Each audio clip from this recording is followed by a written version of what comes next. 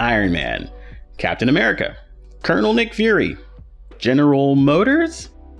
No, the automaker isn't joining the Marvel Cinematic Universe, but it is technically connected now thanks to the expertise of Perception, the motion graphics and design studio behind many of the craziest sci-fi interfaces you'll find throughout the MCU. And the latest example of Perception's handiwork can be found in the dashboard of the upcoming GMC Hummer EV. Now, graphic design, superheroes, and automotive tech are kind of the holy trinity of things closest to my heart. So to find out how these worlds ended up colliding in the upcoming Hummer SUV and SUT, I called up John LePore, the chief creative director at Perception, for a little chat.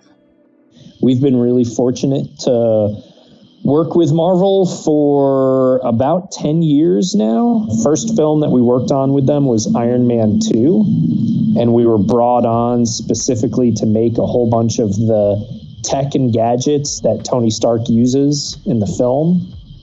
And ever since then, we've been collaborating on like almost every Marvel film since then. You know, a lot of that work is focused on a similar sort of thing where we're designing the various, technologies and gadgets that are in the movies. Some of the notable ones were like, we designed Zola's presence in Captain America, the Winter Soldier, when he's, kind of trapped in a computer and whatnot, which to us was awesome because the Russos came to us and they were like, hey, we're worried this thing is just going to look like a goofy Max Headroom sort of thing. And I thought we did a good job of making it feel like this like sinister blend of antiquated tech while still making that concept of like, there's a person trapped in the computer, which is like such a like over the top concept and kind of like grounded it in something that was a little more realistic. But then, from there, a whole bunch of other things in various films. Our crowning achievement to this point has been the work we did on Black Panther, developing and creating this concept that like instead of Wakanda having holograms like we've seen in every single other movie that's just like glowing blue shit floating in the air everywhere, that instead it was this like physical construct of vibranium sand. You can even see in the film little cues or little hints of the fact that like the vibranium sand is actuated by ultrasonic sound waves that make it levitate and create these sculptures and forms so that like you have a holographic like experience, but something that you can like reach out and touch. Like that's, to us, that was just something really, really cool and fun. And then in that extended not just from this tech paradigm, but into the opening prologue scene of the film where you get the Wakandan history lesson, and then the closing title sequence, which for us was like, it was a fun thing where we're kind of making this almost like celebratory music video. And I've probably had nothing more exciting happen to me in my career than when the director, Ryan Coogler, plays over speakerphone to us. He's like, we've got a song that we're thinking we're going to put on the sequence, and he's playing it over the phone, and we're like, holy shit, that's Kendrick Lamar. And we were just blown away that was something that kind of helped to tie that whole thing up. So, we've had a ton of fun working with Marvel as kind of like their go-to team for developing the tech and the gadgets in these films. We've done some other stuff also, like a lot of title sequences. We've even designed the Marvel Studios logo that appears at the beginning of the film with the Michael Giacchino fanfare playing alongside it. It's been an awesome experience for us. But then the other side of the coin for us is we spend, 50% of our time working on these films, and then the other 50% of our time we're collaborating with some of the biggest names in technology and also in automotive as well. And these companies are coming to us saying like, hey, we're trying to figure out how to take advantage of exciting emerging technology paradigms and ways that they can take the next generation of their products or tools or software to a level that feels as like ambitious as we're used to seeing in film. And we've been having some tremendous success in automotive. Now, this is where GMC comes in with the Hummer. So, of course, this brings me to our latest and greatest project that we're so freaking excited about, which was developing the in-car digital experience for the new Hummer EV, which it goes without saying is a vehicle that has like no shortage of personality and attitude. And I think just the whole future forward concept of the vehicle, aligns beautifully with our sensibilities and kind of what we bring to the table. Okay, so obviously a different approach is needed when designing an in-car interface that people actually have to use on the road, as opposed to something like Tony Stark's Jarvis interface in the Iron Man armor that only has to look cool on screen. Turns out, John gets this question a lot. We've been doing this kind of work going back and forth between these two worlds for a decade now. And it's not uncommon that when we sit down with a team at a company like, let's say, SpaceX, that there's somebody in the room that raises their hand that's like, well, making fake shit in the movie is cool and all, but like, what does that have to do with reality? And so, although we started focused on film, we really put a big emphasis as we were transitioning more and more into this real world work. When we're creating a real world product, we're not making something for our own portfolio. We're designing and creating something that needs to make someone's life easier. It needs to improve an experience for the human that's using it. The idea of it feeling cool or fancy or futuristic, all of that goes out the window if it doesn't work and if it doesn't make your life easier and better. And I think also where we find ourselves connecting really well is working on projects or platforms or tools where all of the problems have not been solved yet. And there's a lot of really exciting things happening in augmented reality, artificial intelligence, autonomous vehicles, and all sorts of other spaces where there isn't already a well-established sort of like best practices list. There's not a user manual for how to approach these problems. And that's where we tend to flourish. Because in a lot of user experience work and in the traditional user experience mindset, there's like a dedicated tried and true process, and you just follow that one step at a time. And that's why in many cases, a lot of digital products have similar experiences to them. And there's areas where I think that can be really helpful and really useful, but there's other areas where a certain product or a certain experience wants to break new ground. And certainly, Hummer EV with these incredible capabilities that the vehicle has, like far beyond any of its competitors, and also it just being this vehicle that is, going to be a flagship for General Motors' transition to electric.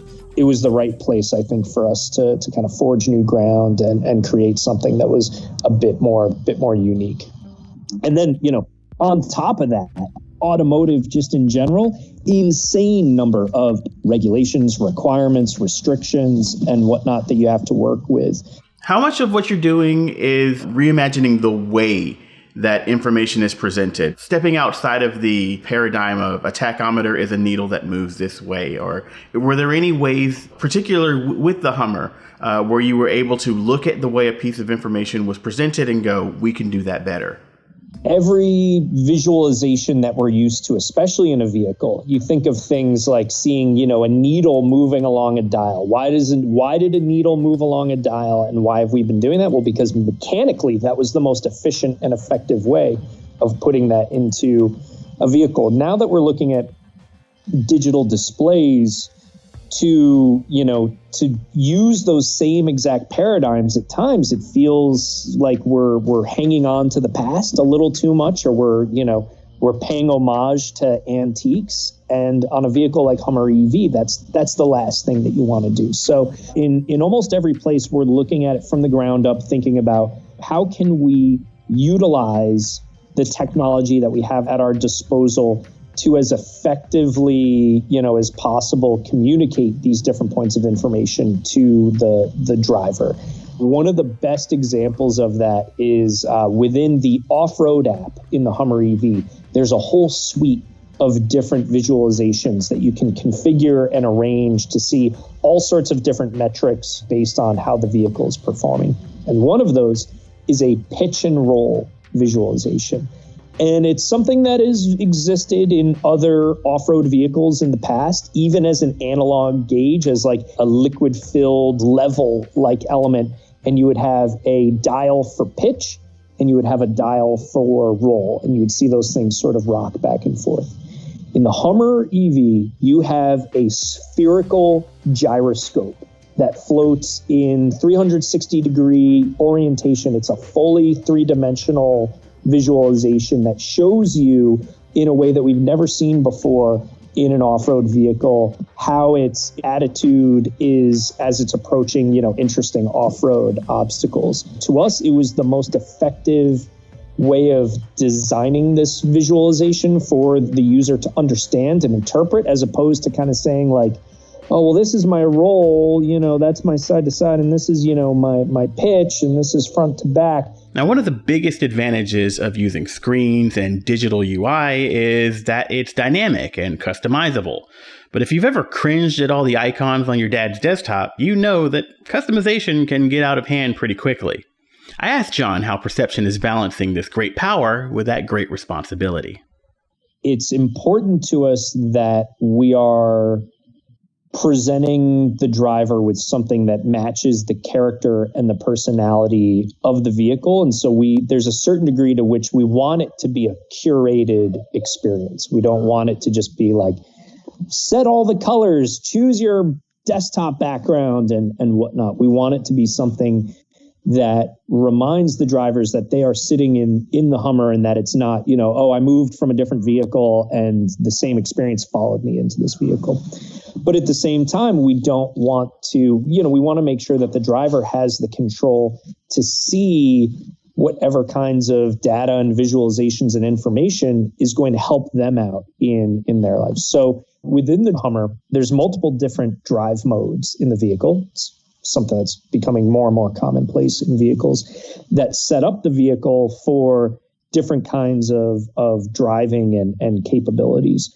And similarly, there's a suite of different layouts for the instrumentation in the instrument cluster that you can choose between. Some that are maybe a little more simple and restrained or don't have information overload on them. But when you've got someone who's a hardcore off-roader, they might want to be able to see as many different visualizations on the instrument cluster at the same time as they can, as well as on the center stack too. And so there's, a wide range of different platforms and applications within the center stack, from a energy app that will give you any of the data or information that you need around your charging and battery maintenance schedules and whatnot on the vehicle, as well as, and the key thing for the Hummer is the off-road app. And the off-road app, as I mentioned before, huge suite of different visualizations that you can bring up, can be configured to show you different bits of information depending on the style of driving that you're doing in that given moment. And for us, that helps to give some drivers we know are just going to get in, they're going to start up the vehicle, and they might not ever change a single setting in these systems in their entire ownership of the vehicle. But for those that are really deep into this, that obsess over this stuff, that want to make sure that they're getting the most out of the vehicle that they can, we've set it up so that there's a almost infinite number of kind of configurations that you can do between the instrument cluster and the center stack that are focused less on aesthetics and mood and more about providing the critical information to the driver. And we put a big emphasis on this, the idea that what we want to do is make sure that we are empowering the driver of the Hummer EV and to encourage them to take advantage of the unbelievable capabilities that this vehicle has. Now, a thread that extended throughout my conversation with John, a self-described dyed-in-the-wool enthusiast, is this idea that even as automotive technology pushes further into the future and draws more inspiration from science and fiction, that there's still a lot to be gained from looking backwards and learned from the history of automotive design. And there's a lot of unease or discomfort as we're transitioning to things like, EVs and semi-autonomous platforms and whatnot. But we like to think that there's ways that we can embrace the new and what's emerging, while still being able to capture and hold on to the things that make these experiences just full on romantic to those of us that care about them so much. Huge shout out to John LePore and the rest of the Perception and GMC teams for taking the time out to talk to us about science fiction, science fact, superheroes, and the Hummer EV. Want to learn more about GMC's upcoming superpowered electric truck? Well, my man Craig Cole's got pretty much everything you could want to know in our first look video, which you can find linked down below or over on theroadshow.com. But while I've got you here, do you want to see more interviews with industry insiders like this one? Sound off in the comments below.